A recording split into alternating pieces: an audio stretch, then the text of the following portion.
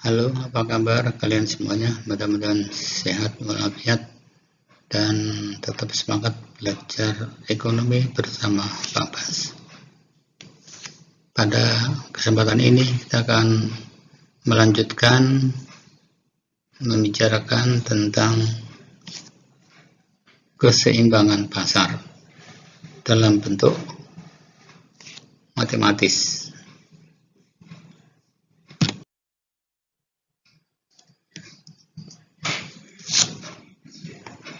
Dalam kegiatan ekonomi, pemerintah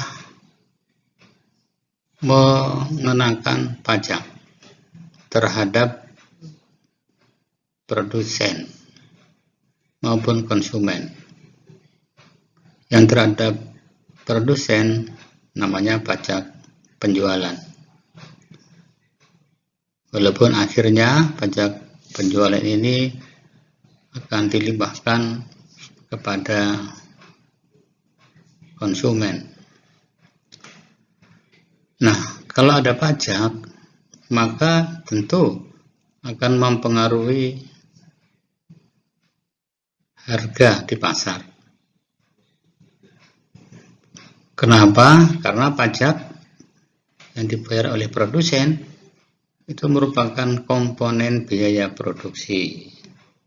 Sehingga kalau ada pajak, biaya produksinya akan naik. Kalau biaya produksi naik, maka harga barang juga akan menjadi naik.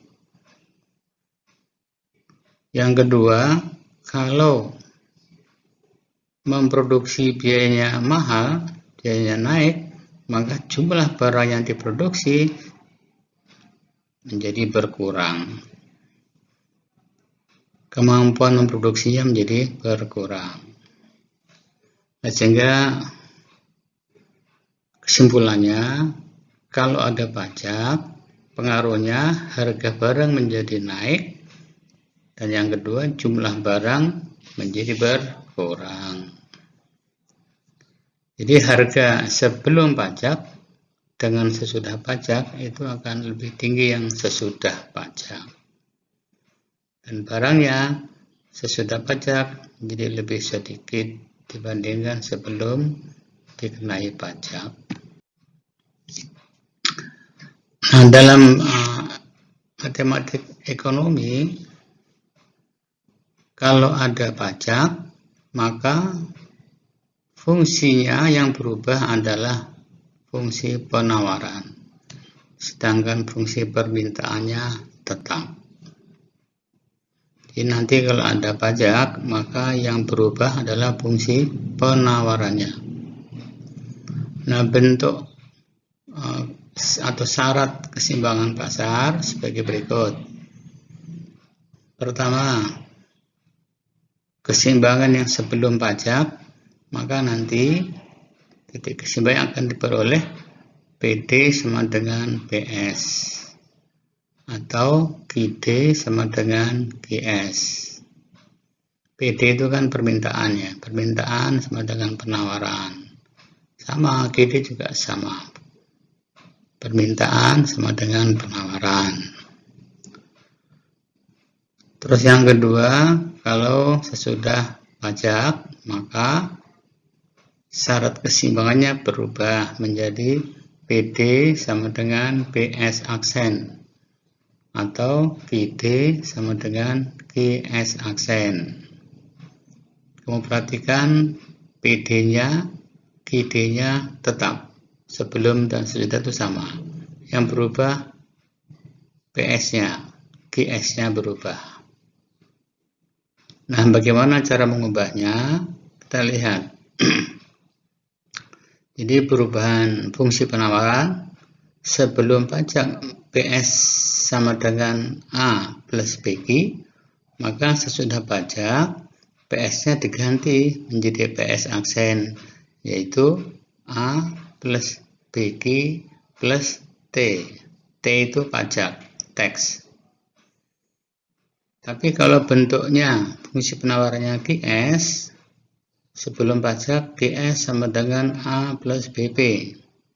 Nah, sesudah pajak menjadi GS aksen, yaitu B kali P min T plus A. Kita lihat contoh yuk, belajar menghitung ya.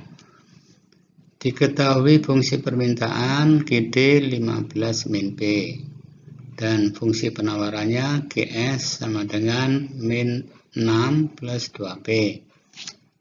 Instruksinya tentukan titik keseimbangan pasar. Maka cara penyelesaiannya, ya masukkan saja syarat keseimbangan sebelum pajak nih ya, syarat keseimbangan, yaitu GD sama dengan GS. Kemudian setelah itu nanti dicari nilai P-nya. GD-nya 15 min P sama dengan GS. GS-nya min 6 plus 2P. Kemudian kita P-nya kita pindahkan ke ruas kiri, angkanya ke ruas sebelah kanan, tandanya berubah berlawanan. Jadi min P min 2P sama dengan min 6 min 15. Jadi min 3P sama dengan min 21. Sehingga P-nya sama dengan min 21 bagi 3, yaitu 7. Nah, nilai P-nya sudah dapat 7. Sekarang kita hitung nilai Q-nya.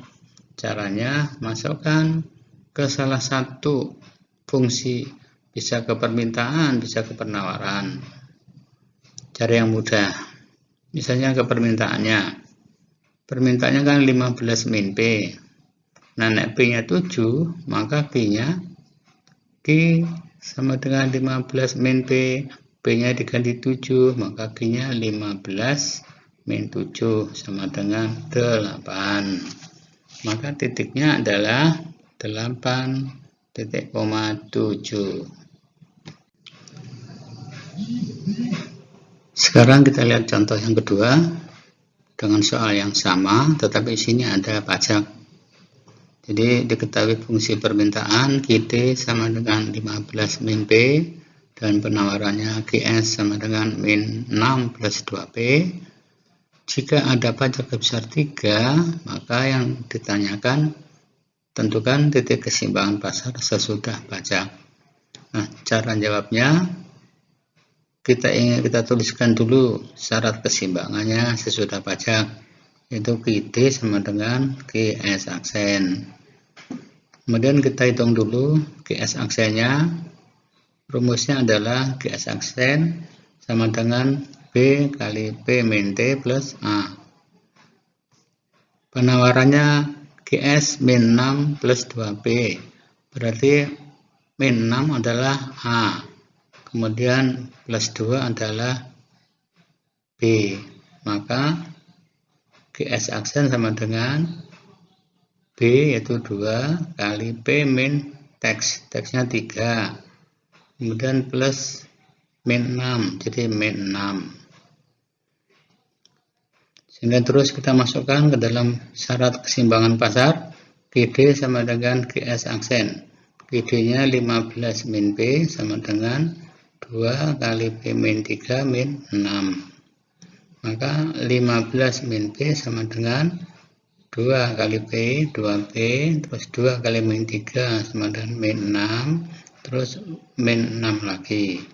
Maka 15 min P sama dengan 2P min 12. Sudah itu kita kumpulkan P-nya sebelah kiri, angkanya ke ruas kanan. Jadi min P, min lagi 2P sama dengan min 12, min lagi 15, maka min 3P sama dengan min 27. Maka P-nya min 27 dibagi min 3 sama dengan 9. Setelah dapat nilai P, kita masukkan atau kita hitung Q dengan cara memasukkan nilai P-nya ke dalam fungsi. Nah, memasukkan fungsinya itu lebih hati-hati ke fungsi permintaan.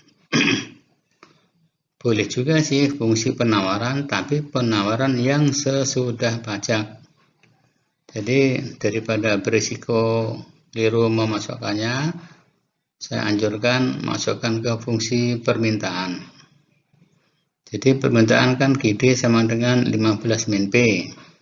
Nah, P-nya diganti dengan angka 9. Maka Q-nya sama dengan 15 dikurangi 9 sama dengan 6.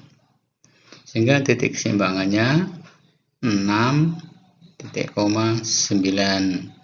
Jadi yang ditulis itu titik keseimbangannya itu Q-nya dulu. Q di depan, baru yang P di belakang. Q-nya 6, P-nya 9. Bukan 9,6 ya, jangan kebalik.